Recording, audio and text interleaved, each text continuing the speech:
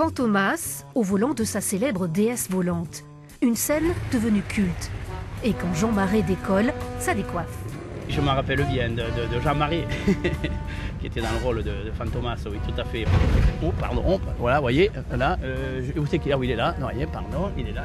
Un freinage très assisté et des suspensions hydrauliques. À l'époque, la DS est un ovni dans le monde de l'automobile. 60 ans plus tard, elle fait partie des voitures françaises les plus chouchoutées. Alain Gady est l'un de ses heureux propriétaires.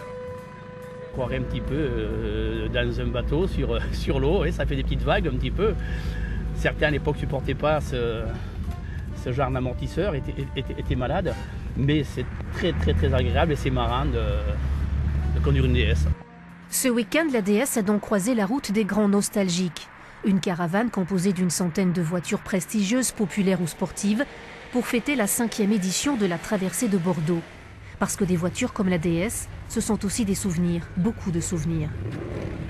La première, je l'ai eue, j'avais 20 ans, et puis la vie avance. Et puis un jour, on s'y remet. Voilà, les enfants sont grands et on se remet à plonger dans la vieille voiture. Elle a toujours été un peu pénalisée par sa mécanique. C'est une mécanique de traction qui n'est pas la plus performante, mais tout le reste est fantastique. Et puis au niveau du dessin, quand on voit un clignotant de DS, le clignotant latéral, elle est totalement typée. Quand on voit le clignotant, on voit la voiture. Construite entre 1955 et 1975, la DS fut bien sûr la voiture de Fantomas, mais aussi celle des chefs d'État et des ministres. 60 ans après, elle continue à faire des heureux.